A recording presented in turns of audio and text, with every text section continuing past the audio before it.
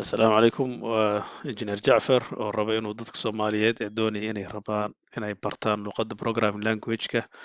raba inuu u sharaxo luqadda ugu fiican ay ku bilaabi karaan. Een, Marka luqadda ugu fudud ee hadda aan kula talin lahaa ciddii rabta inay barato programming language-ka waa luqadda la yidhaahdo Python. Sababaha aan idinkula talinayo luqaddaas ayaan iminka idin sharixi doonaa. Midda ugu horeysa horta waa luqad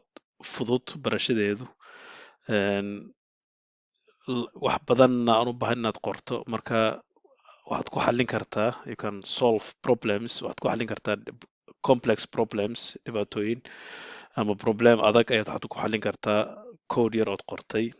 meesha luqadaha kale aad baahanta inaad qorto code badan.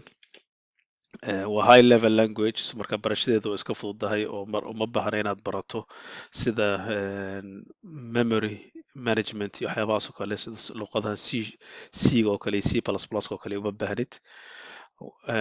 Waxaa ka dambeeya huge community, dad badan ayaa isticmaala luqadda. Dadka marka waxay kuu fududeynaysaa hadhowta haddii aad u baahato caawimo inaad si fudud internetka uga hesho.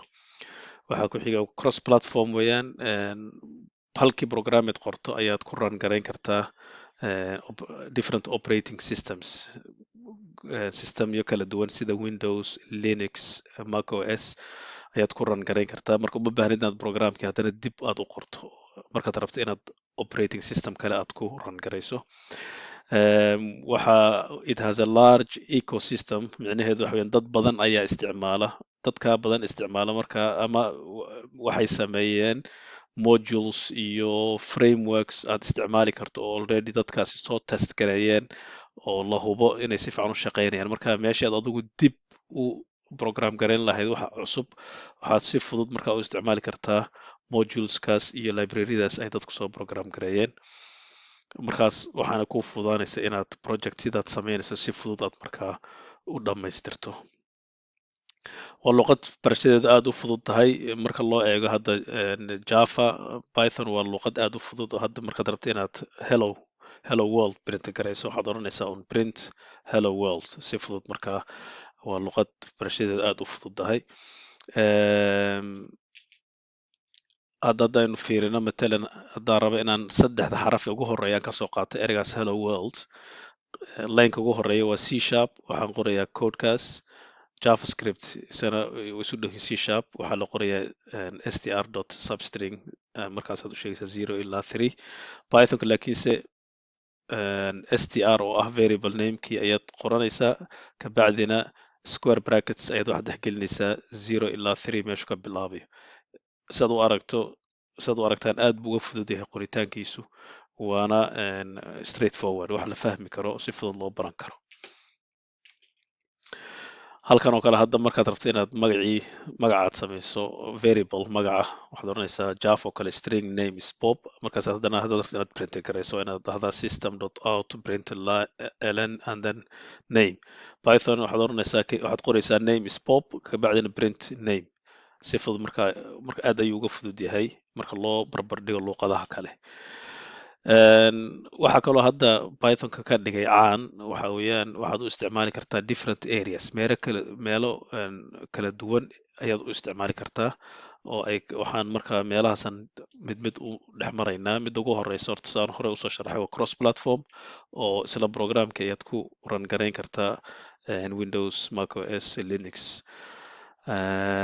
Haddaad rabto inaad web development xagga areada web development inaad tagto haddaad rabto, markaad luqadda Pythonka barato waxaad keliya baranaysaa oo si fiican u baranaysaa waa frameworks lagu sameeyey Python sida Django iyo Flask. Marka waa frameworks Python lagu program gareeyey oo documentationkoodii wax walba iyo tutorialskii waxaad ka helaysaa online. Kuwaas ayaad si fiican u baranaysaa, kabacdina waxaad samayn kartaa websites iyo web APIs ayaad si fudud u samayn kartaa. Haddaad rabto inaad dhinaca artificial intelligence tagto, isla Python haddana wuxuu leeyahay libraries sida scikit-learn iyo Keras iyo TensorFlow. Waa library loogu talagalay inaad markaa u isticmaasho markaad samaynayso programyo ku shaqeynaya artificial intelligence sida matalan haddaad rabto program dadka wejiyadooda kala saaraya visual perception ama codadka kala saaraya ama intuu barto hadhowto go-aamo gaari kara waxaad isticmaalaysaa libraryadan dad ayaa hore usoo qoray marka waa lasoo test gareeyay wax walba si fiican ba u shaqeynayaan markaad luuqadii barato librariga si fiican haddaad u fahamto waxaad ku takhasusi kartaa dhinaca artificial intelligencega haddaad rabto inaad game samayso ama desktop applications waxaa iyagana jira libraryo sida Tkinter iyo Pygame ood isticmaali karto marka aad ku samayn karto graphical user interface GUIs ama desktops software haddaad rabto dhinaca software testing inaad ku takhasusto isna libraries ayaa jira ama frameworks sida PyTest oo aad markaa isticmaali karto oo aad noqon karto application tester waxaa isna hadda aad u socda big data iyo data science sidoo kale Python waxaa jira libraryo aad baranayso PyDub, Dask, PySpark libraryadan ayaad markaa haddaad rabto inaad data aad u weyn sida matalan Google oo kale waxaa laga yaabaa secondkiiba inuu 1 milyan oo line oo data uu save gareynayo serverkooda markay rabaan inay analyze gareeyaan datadaas waxay isticmaalayaan markaa toolskan ayaa loo isticmaali karaa oo markaa kuu fudaynaya inaad datadii aad analyze garayso script automation hadda qofka networkingka ka shaqeeya isna wuu u baahan yahay Pythonka wuxuu ku qori karaa marka scripts ayuu ku qori karaa waxaa matalan ka mid ah inaad laga yaabo inaad data badan aad raba inaad ururiso gathering aad ku samayso ood format garayso ama aad files badan aad hal mar aad delete garaynayso ama aad meel ka qaadayso meel kale geynayso sida ama aad ka bedelayso extensionka sida matalan all the files haddii lagu dhaho PDF waxaad u bedeshaa TXT 1 milyan oo file si fudayd script ku qori kartaa Python ah oo markaa wuxuu dhan ku test gareynaya haddaad rabto inaad waxyaabo check garayso inuu email soo dhacay oo kale ama haddii aad sugayso file oo markaad filekaas uu soo dhaco kabacdi aad rabto inaad notification aad qof kale u dirto ama aad adigu isu dirto ama haddaad rabto inaad online aad website la socoto inay wax iska bedeleen kabacdi notification aad isu soo dirayso sidoo kale waxaad u isticmaali kartaa Python waxaad kaloo u isticmaali kartaa reportingka haddaad reporting rabto inaad dirto waxaa kaloo isna aad qaybo ka mid ah hadda aad caan u ah oo si fiican hadda u socda dadkana aan kula talin lahaa inay xagga culayska saaraan waa data science data science waa datadii la ururiyey ayaa markaa study lagu sameynaya marka ugu horeysa marka datadii ayaa la record gareynaya lagu shubaya database kabacdi markaa datadii markii companiga uu soo ururiyo wuxuu u baahan yahay inuu datadii analyze gareeyo oo uu baaro uu analyze gareeyo kabacdina uu kasoo qaato information uu faa'iido u leh markaa companiga oo markaa go-aamo ku gaari karo haddii aad rabto marka xagga data science inaad ku takhasusto waxaa jira iyana libraries Python lagu sameeyey sida NumPy, Pandas oo iyo ood markaa datadii aad ku analyze gareyn karto oo xataa ku visualize gareyn karto ood graphs iyo aad ku samayn karto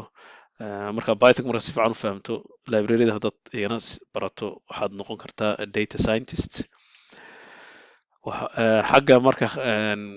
popularityga salaryga maraykanka oo kale hadda matalan qofka Python developer ah si fiican u garanaya wuxuu ku bilaabaya $160,000 a year waana luuqadda hadda xagga popularityga mar walba kor usii kacaysa taas waxaa sii dheer waxaa isticmaala kambaniya waaweyn sida Google-ka, IBM, YouTube, Facebook, Instagram-ka oo kale waxaa lagu sameeyey Python, YouTube-ka Python ayaa lagu sameeyey marka kambaniya waaweyn ayaa isticmaala taas marka waxay ku tusaysaa in luuqadani ay tahay luuqad mustaqbalka sii jiri doonta xagga isticmaalka marka sidaan hadda saan usoo sharaxayba waxaa isticmaala dad kala duwan, area kala duwan, software engineerska, xisaabiyaasha, mathematicians, scientists, data analyst, teachers, network engineers, accountants. Iskuulada hadda waxaa lagu wada dhigaa Python. Waxyaabo badan ayaa marka area badan ayaa loo isticmaalaa. Marka waa luqad qof walba uu u baahan yahay inuu barto. Xagga UK oo kale marka la eego salary-ga, London oo kale qofka wuxuu ku bilaabayaa qiyaastii ilaa 57,000 pound a year. Qofkii dee khatar ku ah oo marka expert senior level gaadhana waxaa laga yaabaa inuu 85 ilaa 100,000 oo pound sanadkii uu ku shaqeeyo. Waa mahadsantihiin. Wixii kale fariin ah waxaad iisoo dhigi kartaan hoos YouTube-ka message-ka. Waad mahadsantihiin. Asalaamu calaykum.